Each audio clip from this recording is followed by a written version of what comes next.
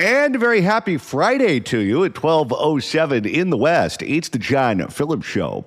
Mr. Randy Wang's in Culver City. John, I'm going to need help from Marla Tejas for this one. Plus, it has happened again. Another Pokemon card store got robbed. Those are becoming the new 7-Elevens. This time it happened in Woodland Hills. Someone broke into a cards and coffee shop by breaking into the restaurant next door and kind of tunneling in, and they stole Pokemon cards and Kobe cards. But if you want the story to go viral, you say Pokemon cards. Is it Pokemon or Pokemon? It's Pokemon. Okay. Is he Jamaican? No, it is Japanese for pocket monsters. Okay, I see now. It's only the world's biggest franchise. Very popular. Plus, it has happened again. I think another one just happened. 800-222-5222 is the telephone number. 1-800-222-5222. Well, Randy, we have an update on the former chief of staff of California Governor Gavin Newsom and her problems with the law. That's Dana Williamson, who's at the center of this scheme to steal money from Javier Baccaria to pay for a fancy Mexican vacation and handbags and a whole bunch of other nonsense. She was supposed to be in court yesterday, but she didn't show up. Her attorney went and said, Dana very sick. Dana can't come. Dana needs a liver. So wait, what was so important going on that she couldn't show up to court for? Did she get invited to a wedding with an open bar? She's very sick. She needs a liver transplant. She's on the list. What, did she just get off Royal Caribbean? For more, we go to KCRA 3 and Ashley Zavala. Governor Gavin Newsom's former top aide is expected to skip some of her court appearances for health reasons. Dana Williamson is facing nearly 24 charges following a federal investigation into campaign spending by her and other California government officials and operatives. After her hearing this morning, KCRA 3's political director Ashley Zavala spoke with her attorney. Dana Williamson did not physically show up to court today, and moving forward, she won't be here for smaller technical court dates like this one. Her attorney, McGregor Scott, she'll only be there when she has to take the stand. You know, if she's going to publicly state that her alcoholism is the reason she can't show up to court, she's going to blow her cover at AA, because that's the second A. Now, just to be fair, there are other reasons that you can damage your liver. Yeah, like what? Eating a lot of really bad food. Her attorney, McGregor Scott, who is here on her behalf, says it's for health reasons, noting that she's now on a list awaiting a liver transplant. Yeah. Scott, although that's not like the kidney one, because people can't just donate a liver unless they go. Okay, do you realize how much you have to drink to need a new liver at that age? Now, I'm not going to claim to be a Boy Scout because I am not. And I'm 6'4", so that gives me a leg up. I guess in this case, a wooden leg up on other people. However, I have consumed a lot of alcohol in my lifetime. And I go in for regular updates at the doctor, the checkup, where they do the blood work and they monitor your blood pressure, your cholesterol. They look at your B12 count. They look at your testosterone. They look at your liver count. When that number starts to elevate, you cut back. And if you don't cut back, you know there's going to be problems. The fact that I have normal liver numbers tells you how hardcore you have to be to need a new liver. Scott was in the courtroom today. He used to be the U.S. Attorney for California's Eastern District during President Donald Trump's first administration. Williamson hired him as she is facing 23 federal charges related to 3 alleged separate incidents, including stealing funds from an inactive political campaign, tax fraud, and falsifying records as she was being investigated for taking small business loans during the pandemic. Her 2 alleged co-conspirators, Sean McCluskey, a former top aide to former Health and Human Services Secretary Javier Becerra, and lobbyist Greg Campbell. Wait, that wasn't his job. When you go to the doctor for a checkup, Are you honest when they ask you how much you drink? Nowadays I am, because it's not so embarrassing. Well, what I do is I tell little white lies. So, for example, when he says, okay, so how much do you drink? I use a nebulous answer where his definition may be different than mine. So when he says, John, how much do you drink? I say, only during celebrations. But in my mind, that means every time I celebrate dinner. Now, he may interpret it differently than that, but that's his problem, not mine. And lobbyist Greg Campbell have pleaded guilty. The update today in court was brief. Federal prosecutors say they have turned over more than 131,000 pages of documents and a lot of digital evidence to Williamson's attorneys.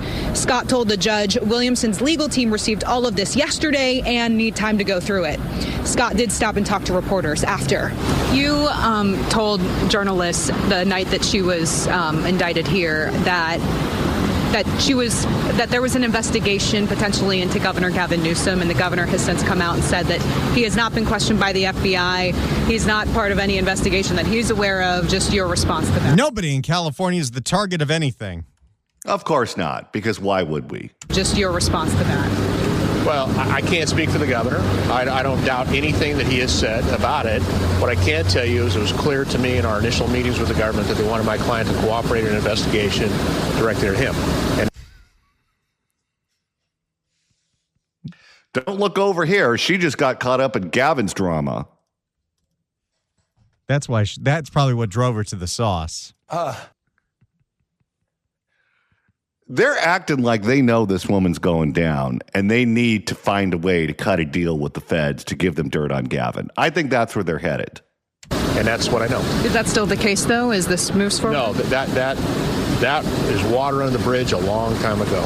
So they're not pressuring her to come up with something about him now? I want to be sensitive to Ms. Williamson's privacy and her health, but, I mean, she was able to walk out of this building not even a month ago, and I just wonder if there's anything more. Isn't it interesting how when certain people are facing trial, their health deteriorates rapidly? I'm talking Cosby, who all of a sudden couldn't see. I'm talking Weinstein, who all of a sudden couldn't walk. And I'm talking Dana, who all of a sudden needs a liver.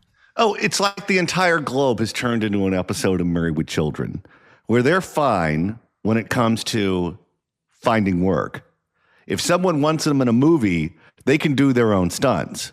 They get charged with the crime. That's suddenly when they're wearing the neck brace, they need the walker, they've got a seeing eye dog, the whole thing.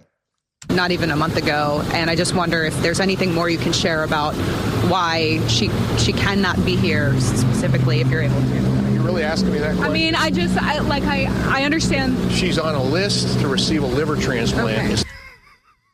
Well, Ashley, in his defense, should have been able to figure that out. I mean, did you see the list of character witnesses? I did not.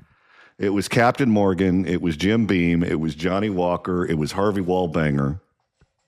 All her friends going way back.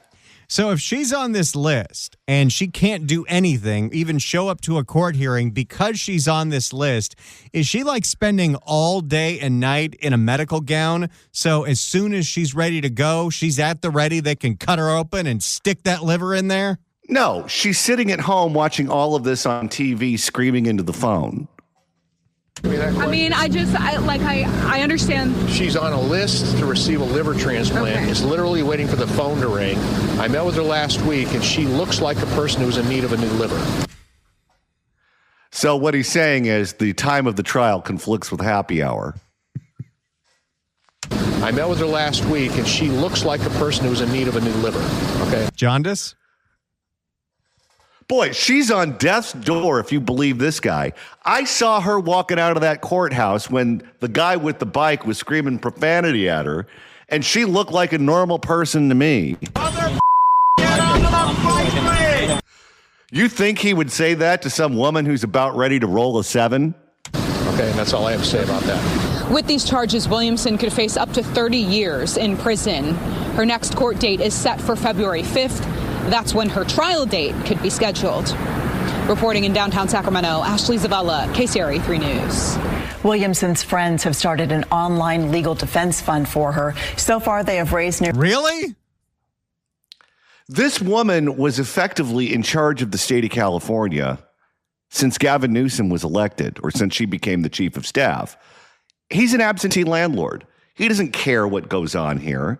The only thing he cares about is running for president. She was the de facto governor.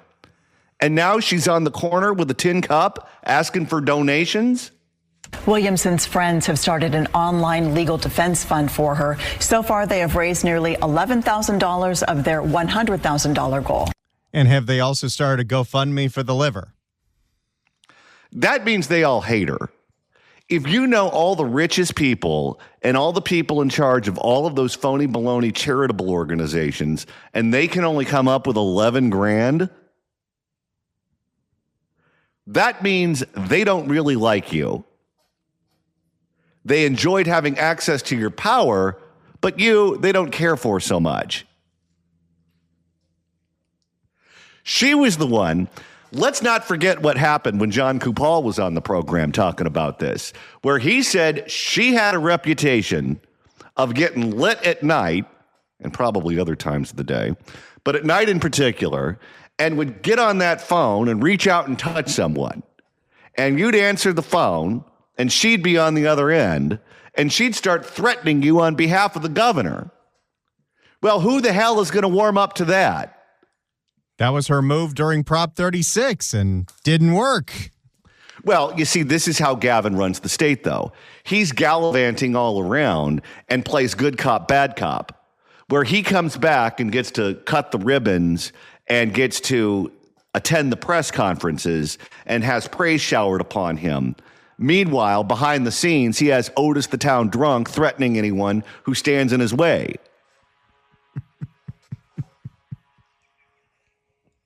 That's how that operation works. And you know what? I don't like it.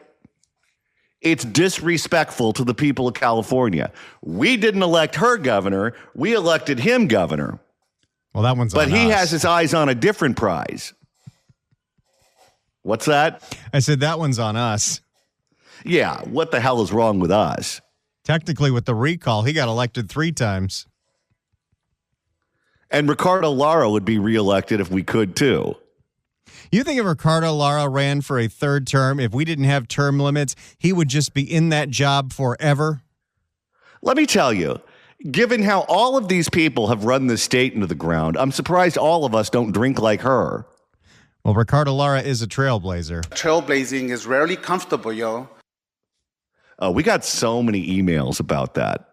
Dark Horse for Drop of the Year. By the way, set your calendars, kids.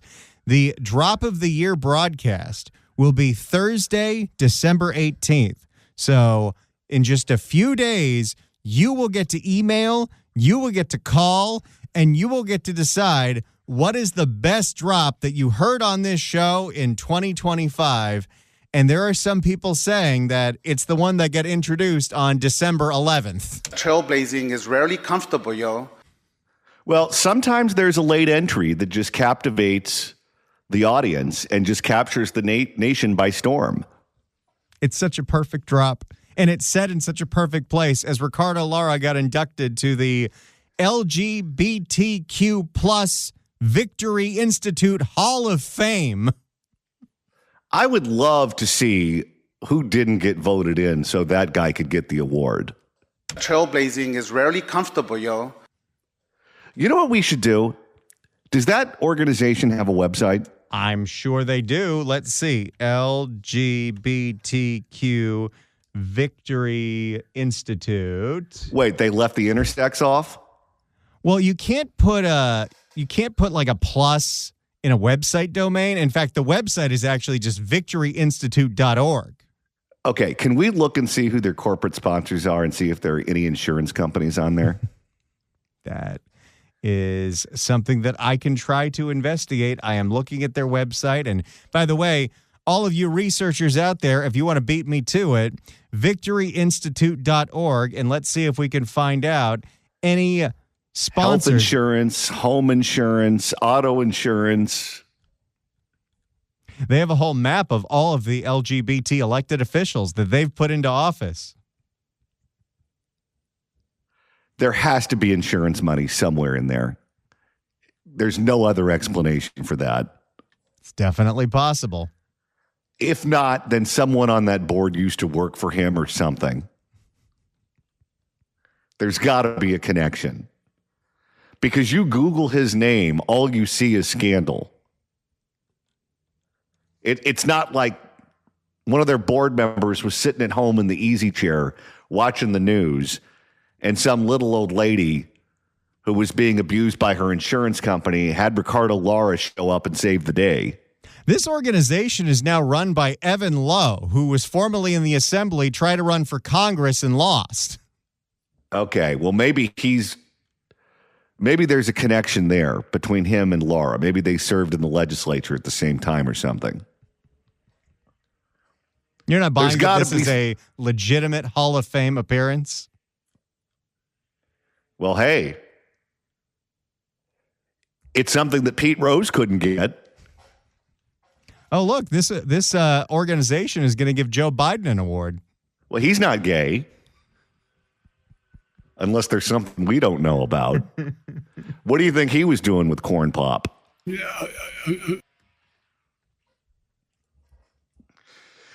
All right, it's Friday. It feels like a Friday, too, doesn't it?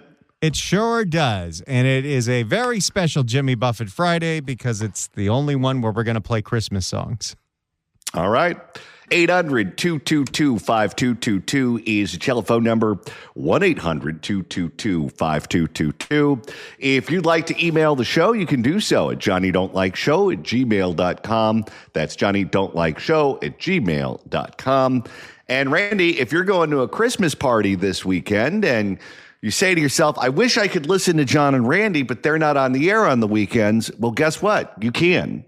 Wow, that's a sad story. Search for The John Phillips Show wherever you get your podcasts, whether it's the Apple Podcast app, iHeart, Spotify. Search for The John Phillips Show. Hit subscribe. You can download all the episodes. We'll be your friends if you don't have any.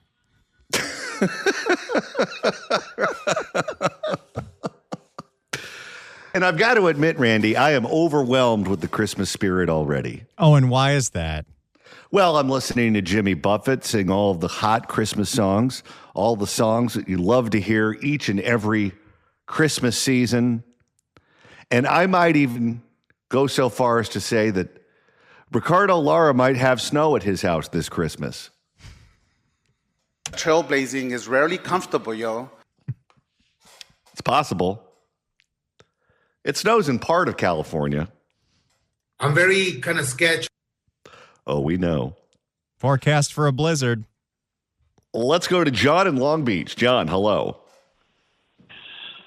Gentlemen, you guys are killing me today. You got some funny stuff on there. Well, first out, with the lady with the blown out liver, you going to tell me she didn't know that until she got indicted, that maybe she ought to put the plug in the jug? I don't know. You think so? Yeah.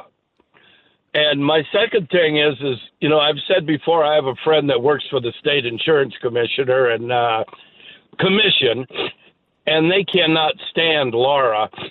And he's a member of the LGBTQ community, my friend, and he had mentioned about that award and thought what a joke it was.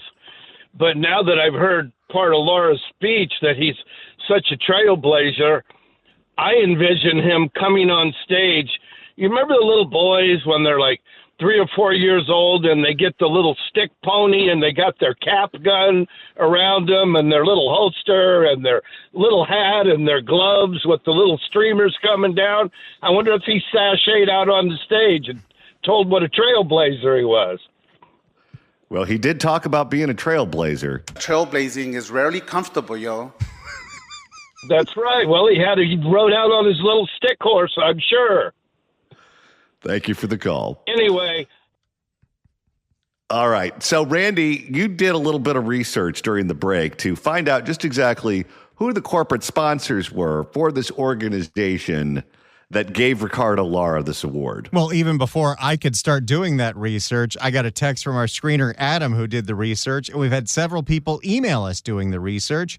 There is a page on the victoryinstitute.org, their corporate executive cabinet, the corporations that support this organization that helps elect LGBTQ people to elected office, and gave Ricardo Lara the Hall of Fame award. And what do you know? There are a lot of companies on here. Most interestingly, there's quite a few insurance companies on here, including State Farm. Like a good neighbor. You know, the same State Farm that is still not paid out several claims in the Palisades and Altadena area. The same State Farm that Ricardo Lara approved a rate hike without even having a hearing about it, then didn't show up to the hearing and approve the rate hike. And it's not just State Farm. So is AIG. They're one of the corporate sponsors.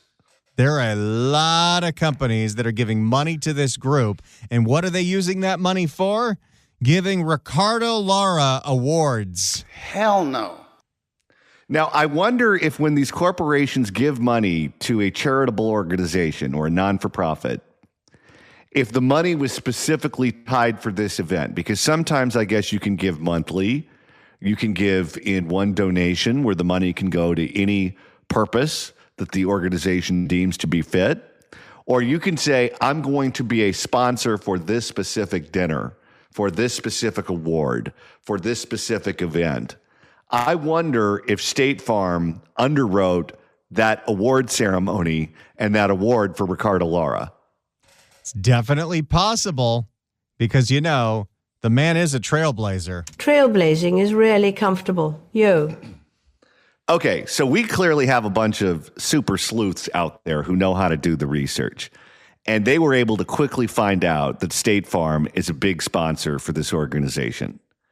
If anyone out there can find any materials from that night, a program, pictures, any kind of thank yous to the specific sponsors for that dinner, and you can find out if AIG or State Farm, it looks like AARP is also a sponsor.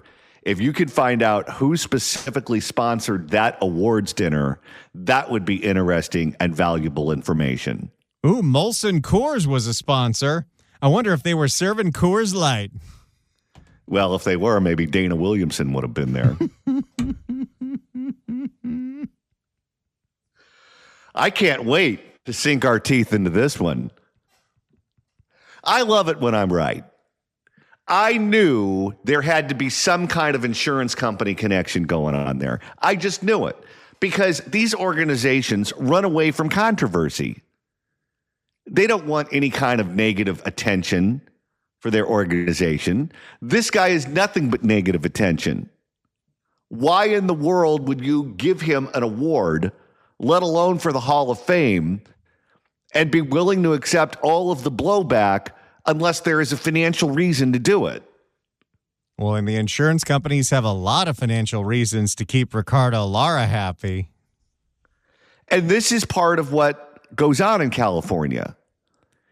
If they can't give money to your specific campaign, you tell them what charities to write the checks to. Oh, you know who was the biggest player of that game is our current Attorney General, Rob Bonta. For many, many, many years, when he was in the Assembly, he would direct donors to donate to a nonprofit. And what do you know? Magically, that nonprofit would put his wife in charge of it. And then they moved to the next one. And then they moved to the next one. They did this over and over and over again. And what happens, too, when you attract negative attention and when your Google search profile is all negative, what you have to do to rehabilitate your image is you have to get these groups to give you awards. You have to find charitable organizations that are willing to put you on their board. And if you can collect these awards, then that's what's going to be on YouTube. That's where you found this, right? I searched on YouTube for Ricardo Lara like I do at least once a week. I sorted by date, and what did I see? Ricardo Lara getting his Hall of Fame award at the LGBTQ Victory Institute's big gala. So here's how it works. If you're getting beat up over unethical practices by the newspapers and the TV stations and the radio stations over and over and over again, but you plan on running for office again, or you plan on being someone who's a lobbyist, but a lobbyist in good standing, because if you're a lobbyist who's associated with corruption, no one's going to want anything to do with you because they don't want the newspapers writing about them. So what you do is you say, okay, I've taken my lumps over the fire victims. I've taken my lumps over the travel. I've taken my lumps over not showing up to hearings that I'm supposed to have been at. What I need is an award. I need an organization that is respected to give me an award so it looks like I'm out there doing something. So then you get on the phone with these organizations and you go, okay, I need to have an award. Here's some money from fill in the blank. Can you put that together? Can you come up with something? When you get a star on the Hollywood Walk of Fame, you have to buy it. People think they just give these things away to people who are important in movies or in television, radio, recording artists, whatever. And that's really not how it works. Yes, you have to have a portfolio of accomplishment, but they make you pay for that. It's like $50K. It's a lot of money. I know certain radio people that have them.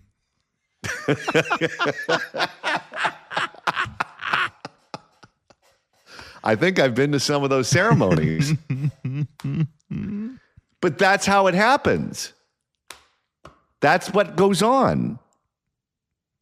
And I bet you it's not the last one. I bet you he's going to get more awards from more organizations. This was the gay group. I bet you the Latino groups are going to give him an award. And I bet you they're going to have insurance company sponsors too. Heck, you probably go even further. There's probably a gay Latino group.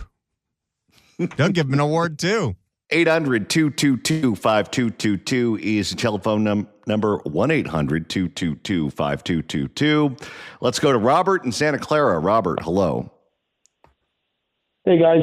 I wanted to bring up, you're talking about who might be a backer with this gas refinery shutting down and the fact that we might have to get our California gas from India or Korea. I wonder if we do the research, if, say, if the state takes it over, which would be horrible. I'd rather have Trump take it over. But if the state takes it over, these refineries, we're going to get taxed as the middle class to pay for all this stuff, too. And Newsom's created all this cap and trade, gas tax, inflation, can't afford insurance projections. It's all on him. And he's ruined the state. I've called you. I've repeated this. But I'm worried about now, maybe there's a vendor out there just waiting for more chaos, and they're going to sell us our California 92 gas, our premium clean gas, and it's just going to be another joke on us, just more torture, unnecessary. Everything Newsom has done to us, let me say this, everything that's tortured us has been all been necessary and has had alternatives, like 0.2% offset sales tax versus gas tax that have funded the green sign highways of this state, and we have suffered because of this horrible person named Gavin Newsom. He is the biggest you-know-what in the world. He's got the cobra. He's the king cobra. He's got a cobra silhouette. The guy is the serpent. I can't stand him. I'm sorry. All right. Thank you for the call, sir. I appreciate it. All right. There is a strange phenomenon going on right now in South LA. There is a situation where parking is very limited in South LA. And some people, even though you're not supposed to do this, like to block off parking spaces that they want to use with cones so nobody can park there because they think that's their space. In comes a vigilante, the cone guy, who makes it his mission to take away those cones because you're not supposed to do that. Good for him. For more, here is CBS LA. Call it a form of street justice. A South LA man has become a neighborhood hero by removing traffic cones that many residents use to illegally save parking spots in front of their homes. Well, he is documenting his activities on social media. I wonder what he does on trash day when people on purpose leave the trash cans in front of their house for a little longer so no one can park there.